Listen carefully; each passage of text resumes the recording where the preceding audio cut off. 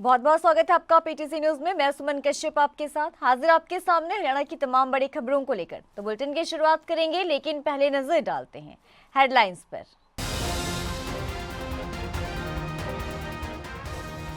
थानेसर विधायक अशोक अरोड़ा की मांग, कहा अंतर्राष्ट्रीय गीता महोत्सव में बाउंसर हटाए जाएं। मामला मुख्यमंत्री और मुख्य सचिव के पास लेकर जाएंगे। 90 घंटों के बाद जगजीत सिंह डल्लेवाल किसानों के बीच खनौरी बॉर्डर पहुंचे। कहा कड़े पहरे के बीच पंजाब पुलिस ने डीएमसी अस्पताल के अंदर रखा था। बहादुरगढ़ शहर में जाम की स्थिति से निपटने के लिए चलाया खास अभियान। बहादुरगढ़ ट्रैफिक पुलिस और नगर परिषद की टीम की कार्रवाई, अतिक्रमण हटाओ अभियान चलाया। गोल्ड ट्रेडिंग के नाम पर 1 करोड़ 85 लाख रुपए की लगी चपत। प्रॉफिट का झांसा देकर मोटी ट्रांजैक्शंस करवाती रहती थी कंपनी, बाद में देनदारी देने से मुकर गई।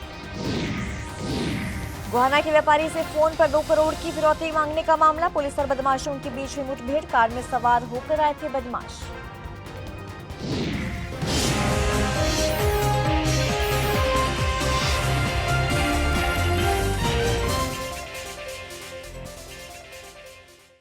और अब खबरें विस्तार से। थानेसर विधायक और पूर्व मंत्री अशोक अरोड़ा ने अंतर्राष्ट्रीय गीता महोत्सव में लठमार बाउंसरों को हटाने की मांग की है।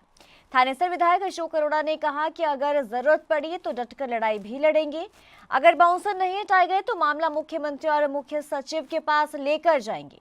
अशोक अरोड़ा ने ये कहा कि ये एक धार्मिक कार्यक्रम है, इसमें इस प्रकार का बर्ताव बर्दाश्त नहीं किया जाएगा। इससे यह भी साबित होता है कि सरकार और केडीवी प्रशासन को पुलिस पर एतबार नहीं रहा। पिछले कई वर्षों से रेहड़ी लगाने वाले स्थानीय लोगों को स्थान देने की मांग भी अरोड़ा ने उठाई। कल एक ऐसी घटना देखने को मिली जिससे हमें ये लगा कि कुरुक्षेत्र से अंदर इस प्रकार की घटना पहली बार देखने को मिली कि प्राइवेट सिक्योरिटी के नाम पर यहां पर बाउंसरों का इस्तेमाल किया गया, जो कि बहुत ही निंदनीय है, बहुत ही दुखदाई है कि एक पवित्र हमारा त्योहार हो और उसके ऊपर बाउंसरों को काले कपड़े पहन के डंडे लेके, ये तो कहीं बार में पब में इस प्रकार से तो हमने देखे थे, परंतु पहली बार इस धार्मिक आयोजन में हमें ये देखने को मिला। मैं इसकी निंदा करता हूं और मैंने कुरुक्षेत्र के सुप्रीडेंट पुलिस से भी बात की। मैंने कहा कि आपकी मंजूरी से रखा गया है क्या? कहते हैं हमारी नॉलेज में नहीं। ये सरकार के लिए भी बहुत शर्म की बात है कि सरकार लोगों की सुरक्षा खुद करने में सक्षम नहीं रही। इसका मतलब जिस प्रकार से प्राइवेट सिक्योरिटी के नाम पर रखे गए हैं, तो मेरा इस बारे में अभी मैं केडीपी के अधिकारियों से भी मिलूंगा कि इनको यहां से तुरंत हटाया जाए, और अगर ये नहीं यहां पर हटाए गए तो इसके शिकायत चीफ मिनिस्टर और चीफ सेक्रेटरी से भी करेंगे। और ये भी इससे लोगों को मैसेज आएगा कि पुलिस प्रशासन लोगों की सुरक्षा करने में फेल हो चुका है। 90 घंटों के बाद जगजीत सिंह डल्लेवाल किसानों के बीच खनौरी बॉर्डर पहुंचे। किसान नेता जगजीत सिंह ने पंजाब पुलिस के बारे में कई बातें कही। किसान नेता जगजीत सिंह डल्लेवाल ने ये कहा कि पंजाब पुलिस और पंजाब सरकार दोनों किसानों के आमरण अनशन से डरे हुए थे, इसलिए रात के करीब 3 बजे पंजाब पुलिस ने तंबू के अंदर से मुझे उठाने का काम किया। पंजाब पुलिस ने मुझे डीएमसी अस्पताल के अंदर रखा और जहां वो थे वहां पर चारों तरफ पुलिस का पहरा था। अस्पताल के कमरे के अंदर किसी को भी मुझसे मिलने की इजाजत नहीं थी, यहां तक कि कमरे के अंदर मोबाइल ले जाने तक की इजाजत नहीं थी। सुनिए क्या कुछ कहना है। देखिए, हमें वहाँ पे मतलब डीएमसी हॉस्पिटल में लेकर गए और वहाँ पे कोई हॉस्पिटल वाली बात नहीं थी। वहाँ पे एक तरह पूरे तरह मतलब हॉस्पिटल को पुलिस की छावनी का रूप दिया गया, और किसी भी पत्रकार को, किसी भी हमारे ऑर्गेनाइजेशन के आदमी को या किसी भी संगठन के, दूसरे संगठन के किसी नेता को वहाँ पे हमारे पास मतलब नहीं जाने दिया। इवन के जो हमारे साथी कोई और पेशेंट थे हमारे पास, उनके जो परिजन थे उनको भी मोबाइल लेकर वहाँ पे नहीं जाने दिया। तो वो इतना मतलब स्ट्रिक्ट फैसले लिए गए, लेकिन उनका मतलब यही था कि एक तरह मतलब उनको आइसोलेट करके शायद प्रेशर बनाकर अनशन छोड़ने पे मजबूर कर लेंगे। और उसमें उनको ये नहीं पता था कि ये होने वाला नहीं है। और वो हमारा मतलब जब इन्होंने देखा कि अनशन नहीं टूटता, तो इधर एक साथी ने हमारे सुखजीत जी ने अनशन शुरू कर दिया, उधर मुख्यमंत्री के घर के घेराव का ऐलान हो गया और उसकी तैयारी नीचे से बहुत मजबूती से होगी। तो फिर उनको एक ही रास्ता दिखा कि अब इनको मतलब छोड़ना ही भलाई होगी और उन्होंने हमें मतलब छोड़ने का ऐलान किया। बहादुरगढ़ शहर में जाम की स्थिति से निपटने के लिए अतिक्रमण हटाओ अभियान चलाया गया। बहादुरगढ़ ट्रैफिक पुलिस और नगर परिषद की टीम ने रेलवे रोड पर कार्रवाई की है। शहर के रेलवे रोड पर दुकानों के बाहर रखे गए सामान को जब्त किया गया। इतना ही नहीं, दुकानदारों को भी चेतावनी दी गई कि अगर उन्होंने दुकान से बाहर सामान नहीं हटाया तो चालान भी हो सकता है। की तरफ से डिमांड थी कि रेलवे रोड पर बहुत ज्यादा जाम रहता है, जाम की स्थिति बनी रहती है, तो उनकी डिमांड पे अतिक्रमण हटाया गया है। कमेटी की टीम को साथ लिया गया है। तो अब आप देख सकते हैं दोनों साइड से काफी साफ सफाई है। सभी दुकानदारों से निवेदन किया गया है कि नाले से पीछे अपना सामान रखें, अन्यथा आपके खिलाफ कार्रवाई की जाए। उसके लिए राइडर लगा दी गई है रोड पे, अब सामान पीछे करवा दिया गया है और अब राइडर गश्त करती रहेगी, सामान पीछे ही रहेगा, लोगों को आने जाने में सुविधा रहेगी। भारत में साइबर अपराध बढ़ता ही जा रहा है और ये साइबर ठग न सिर्फ हजारों लाखों की ठगी करते हैं बल्कि लोगों को करोड़ों रुपए का चूना भी लगाते हैं। यमुनानगर में एक व्यक्ति को गोल्ड ट्रेडिंग के नाम पर 1,85,00,000 रुपए की बड़ी चपत लगी है। पीड़ित व्यक्ति ने पिछले 7 से 8 सालों में स्टॉक मार्केट में इन्वेस्टमेंट की और जैसे ही वो डॉट गोल्ड नाम की एक फर्जी कंपनी से जुड़ा तो उसने गोल्ड में इन्वेस्टमेंट करना शुरू कर दिया। धीरे धीरे कंपनी उसे प्रॉफिट का झांसा देकर उससे मोटे ट्रांजैक्शंस करवाती रही, लेकिन जब उसने अपने पैसे निकालने चाहे तो उसे कमीशन का झांसा देकर और पैसे इन्वेस्ट करा लिए गए। जब रकम मोटी हो गई तो कंपनी उससे 15% टैक्स भी मांगने लगी। तो वहीं कंपनी की हर बात को पूरा करता गया, लेकिन जब उसने 1,85,00,000 रुपए की देनदारी कंपनी की तरफ से मांगी तो कंपनी साफ साफ मुंह कर गई। कल हमारे पास एक व्यक्ति आया है यमुनानगर का, जिसको एक व्हाट्सएप ग्रुप पे ऐड किया गया जो इन्वेस्टमेंट करते हैं। उस पर उनको दिखाया गया कि हम बहुत ज़्यादा प्रॉफिट देते हैं लोगों को। उन्होंने कुछ स्टॉक्स उनको रिकमेंड करे जिसमें उसको प्रॉफिट भी हुआ। बाद में प्रॉफिट होने के बाद धीरे धीरे उसमें दूसरी जगह शिफ्ट किया गया कि आपको दूसरे ग्रुप में ऐड कर रहे हैं ताकि आप और प्रॉफिट कमा सकें। उसमें उन्होंने कहा हम आपको गोल्ड में इन्वेस्टमेंट कराएंगे और गोल्ड में इन्वेस्टमेंट कराने के नाम पर उन पर 55 लाख लिए। 55 लाख से उसने 3,31,00,000 रुपये कहा कि आपको प्रॉफिट हुआ है, बट वो पैसे तब मिलेंगे जब आप हमारा 40% कमीशन देंगे। 40% कमीशन के बिहाफ पे उन्होंने पैसे लेते रहे तो टोटल 1,85 उनको जमा करवा लिए और बाद में उनको कोई पैसा नहीं दिया, जिस पे हमने एफआईआर दर्ज कर दी।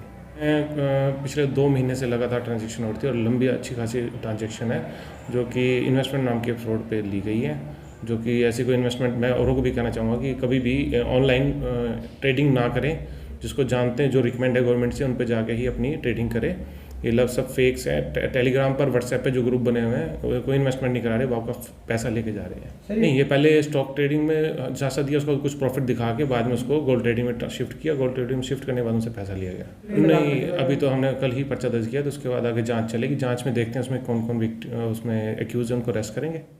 गोहाना के व्यापारी से फोन पर 2 करोड़ की फिरौती मामले में नरवाना के विश्वकर्मा चौक पर पुलिस और बदमाशों के बीच में मुठभेड़ हो गई। नरवाना के बिजली बोर्ड कार्यालय के पीछे सुनसान जंगल में बदमाश छिपे हुए थे। इस मामले को लेकर सोनीपत सीआईए और नरवाना के डीएसपी अमित भाटिया के नेतृत्व में नरवाना सदर city police Narwana CIA team बदमाशों को पकड़ने में जुटी हुई है। दोनों बदमाश कार में सवार होकर आए थे। उनकी कार में एक पिस्तौल और एक देसी पिस्तौल भी मिली है। विनेश फोगाट ने लापता पोस्टर वायरल मामले को लेकर बड़ा बयान दिया है। विनेश फोगाट ने ये कहा कि ये काम छोटे लोगों की मानसिकता को दर्शाता है। विनेश फोगाट अभी जिंदा है। विनेश फोगाट की जीत की बात कुछ लोगों को हजम नहीं हो रही। लोग अभी भी ये सोच रहे हैं कि कैसे एक लड़की विधानसभा का चुनाव जीत गई। पहले भी अपनों के बीच रही और आगे भी अपनों के बीच रहेंगे।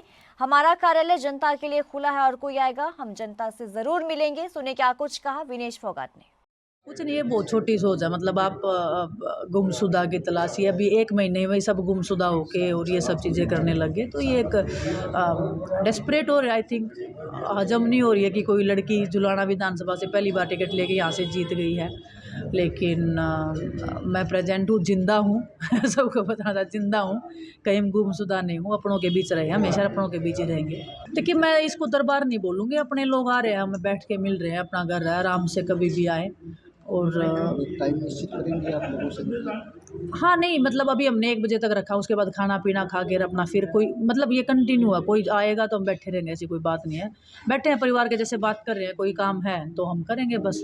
एक रूटीन की बात करें तो हर रूटीन की है, मतलब अभी मेरे हस्बैंड भी इधर रह रहे हैं, यहाँ पे 2-3 भाई हैं जो यहाँ पे सँभाल रहे हैं पूरी चीज़ों को, लिख रहे हैं, नोट करते हैं। और मैं हर हफ्ते में 2 दिन मैं यहाँ पे रुक के और अंतर्राष्ट्रीय गीता महोत्सव में विभिन्न राज्यों की कला का संगम भी नजर आ रहा है। धर्मनगरी कुरुक्षेत्र में 18 दिन तक ब्रह्म सरोवर के तट पर अंतर्राष्ट्रीय गीता महोत्सव मनाया जा रहा है, जहां पर विभिन्न राज्यों के कलाकार अपनी कला का बखूबी मंचन कर रहे हैं और दूर दराज से आने वाले पर्यटक भी इसे निहार रहे हैं। अंतर्राष्ट्रीय गीता महोत्सव में राजस्थानी कला कच्ची घोड़ी के कलाकार अपनी प्रस्तुति दे रहे थे, तो वहीं पर्यटक उसका खूब आनंद ले रहे थे। पायल सर, कहाँ से आए हैं? लाडवा से। कैसा लगा आपको यहाँ से? बहुत बहुत ज़्यादा अच्छा लगा सर। जो बाहर से लोग आते हैं उनको क्या संदेश देना चाहेंगे आप? सर देखो, यहाँ पे घूमने के लिए बहुत सी चीज़ें ना, कि सीखने के लिए भी यहाँ पे बहुत सी चीज़ें हैं, हमें सीखने के लिए भी मिलता है। घूमने के लिए इंजॉय तो है यहाँ पे, देखने की भी बहुत सी चीज़ें, सीखने की भी बहुत सी चीज़ें हैं। तो आप स्टूडेंट है या क्या करते हैं? नहीं सर, मैं एसएससी की तैयारी कर रही हूँ। हाँ जी, स्टूडेंट हूँ। तो कैसा लगा यहाँ का? बहुत ज़्यादा अच्छा लगा सर, बहुत बहुत ज़्यादा अच्छा। कितनी बार आए यहाँ पे कुरुक्षेत्र में? काफ़ी बार आते हैं, मैं भी आते ही रहते हैं सर, जब से लगती है हर साल आते हैं। फैमिली के साथ आना चाहिए? फैमिली के साथ ऑफकोर्स सर, फैमिली के साथ भी आना चाहिए। तो कच्ची घोड़ी अलगोजा बोलते हैं। अच्छा जी, कितने टाइम से कर रहे हैं आप? हम बहुत दिनों से कर रहे हैं। बहुत दिनों से कर रहे हैं? 40 वर्षों से कर रहे हैं। 40 वर्ष से? हाँ जी। तो कुरुक्षेत्र में आप पहले भी आए कितने दिन? हाँ आए। कितने टाइम से आ रहे हैं? हम आए 3 बार पहले आ चुके। आप पीढ़ियों से काम करते हैं या अभी आप खुद करने लगे हैं? नहीं, हमारे पीढ़ियों से करते हैं वैसे तो काम, लेकिन फिर गवर्नमेंट ने बुला लिया हमको तो फिर ऐसे आने लग गए। तो कैसा लगा कुरुक्षेत्र आगे? बहुत अच्छा लगा। ये हमारी बीन पार्टी है और ये 35 साल पुरानी पार्टी है। और जहाँ पे भी सरकारी कोई भी प्रोग्राम होता है, कोई फंक्शन है या कोई मेला है, महोत्सव जहाँ भी होते हैं, तो वहीं पे पूरे इंडिया में जाते हैं। और मौका मिल जाने पे तो हम देश और विदेश में भी अपना प्रोग्राम प्रस्तुति करते हैं। मैं रोहतक से हूँ। ये डेरू की पार्टी हमारी है और ये हम करीबन 5 सालों से अपना दल चलाने लग रहे हैं। तो ये डेरू है, आपको अभी एक बड़ा ही अच्छा भजन सुनाते हैं, तो सुनिए। तो पार्टी में कितने? हमारे 6 सदस्य हैं। हरियाणा के कैबिनेट मंत्री अनिल विज ने कैथल रोडवेज डिपो का औचक निरीक्षण किया और कई खामियां पाई गई। पत्रकारों से बातचीत करते हुए कहा कि जब मैं यहां पर पहुंचा था तो मैंने देखा कि कुछ लोग एक बस को धक्का लगा रहे थे। ड्राइवर ने कहा कि इसकी बैटरी में कमी है। तो दूसरा, जब मैं यहां पर सफाई व्यवस्था को देखा तो शौचालय पूरी तरह से गंदे पड़े हुए थे और बस अड्डे पर साफ सफाई की व्यवस्था बिल्कुल भी नहीं थी। इसलिए मैंने यहां के स्टेशन सुपरवाइजर को सस्पेंड कर दिया है। नहीं, देखिए काफी खामियां पाई गई हैं। खास तौर पे टॉयलेट अंदर घुसने लायक नहीं है। और एक बस को मैंने देखा कि सवारियां उसको धक्का मार रही हैं। ये बर्दाश्त नहीं किया। अब जिसने भी वो ठीक करनी थी, मैंने उस ड्राइवर को बोला था कि परंतु वो बस लेके चला गया, इसलिए उसको भी सस्पेंड कर दिया। नहीं तो जिसने बैटरी देनी थी, जिसने बस फिट करके देनी थी, उसके खिलाफ भी कार्रवाई करेंगे। भाई क्यों तूने ऐसी बस लगाई जिसमें धक्का मारना पड़ता है? अब सवारियां थोड़ा धक्का मारेंगी, बस अपने आप चलनी चाहिए। यहाँ पर जब मैं आया, ये जनाब यहाँ नहीं थे और ये सारी चीजें इन्होंने दे दी है। खाने पीने की चीजें मुझे सारी सब स्टैंडर्ड लग रही है। मैंने फूड एंड ड्रग वालों को कहा है कि हर चीज का सैंपल करें। आदमी तो पानी पीता है बोतल, बंद बोतल देख के कि भी ये स्टैंडर्ड की होगी, ऊपर ISI की मोहर भी लगी हुई है, पर वो पानी ISI का है या नहीं है ये देखना। ठंडा है, ठंडा बेच रहे हैं, वो कोको कोला कैंपा बेच रहे हैं, तो वो सारा, क्योंकि मैंने वैसे देख लिया, बिस्कुट भी देख लिया, मैंने वो जो नमकीन बिक रही है वो भी देख लिया। पानीपत में कष्ट निवारण मीटिंग का आयोजन किया गया, जिसकी अध्यक्षता सामाजिक न्याय मंत्री कृष्ण कुमार बेदी ने की। मीटिंग में कुल 12 शिकायतें आई थी, जिनमें से 2 शिकायतों का मौके पर ही निस्तारण किया गया, जबकि 10 शिकायतों को अगली बार के लिए पेंडिंग रखा गया है। एक शिकायत पर मंत्री ने IPC की धारा 120B के तहत केस दर्ज करने के निर्देश दिए। ये निर्देश DTI बिल्डर के खिलाफ दिए गए हैं। TDI की ओर से प्रतिनिधियों को भी खूब जमकर फटकार लगाई गई और मामला स्थानीय लोगों से करोड़ों रुपए लेकर की मूलभूत सुविधाएं तक न देने से जुड़ा हुआ था। आपकी सीमाएं है ना, आप मीडिया मैन हो, आपकी भी सीमाएं है, मैं मंत्री हूँ, मेरी भी सीमाएं हैं, आप डीसी हैं, आपकी भी सीमा है, आप एसएसपी हैं, आपकी भी सीमा है। कोई सीमा क्रॉस करे तो प्रतिबंध लगेगा ना। वो बार बार उसको सैंपलिंग के लिए बुला रहे हैं। आप खिलाड़ी हो तो अपनी सीमाओं में रहो ना, सैंपल देने में क्या दिक्कत है उसको। उसने ऑब्जेक्शन लगाया है कि वो डुप्लीकेट सिरिंज थी, फलां थी, एक्सपायरी डेट बता रहा है। क्या प्रूफ है उसका? वो प्रूफ है क्या? तो उसमें एक्सपायरी लिखा हुआ है क्या? तो फिर क्या हो गया? ये लोग यदि कोई कानून से अपने आप को कोई बाहर समझता है, कानून से कोई ऊपर समझता है, तो संस्थाएं जो भी हैं, चाहे सामाजिक संस्थाएं हैं, चाहे खेल संस्थाएं हैं, चाहे प्रशासन है, एक्शन तो बनता ही है। हमारे लिए बड़ी सौभाग्य की बात, और खासतौर से आपके अधिकारियों के लिए भी, देश के प्रधानमंत्री किसी जिला में आए, किसी प्रदेश में आए, तो इससे बढ़िया क्या बात हो सकती है। अभी सौगात मिलेगी नहीं? क्यों नहीं मिलेगी? क्या उम्मीद लग रही है, क्या सौगात मिलेगी? बड़ी सौगात दे के जाएंगे। इस बुलेटिन में इतना ही। पल पल की अपडेट के लिए आप बने रहिए पीटीसी न्यूज के साथ।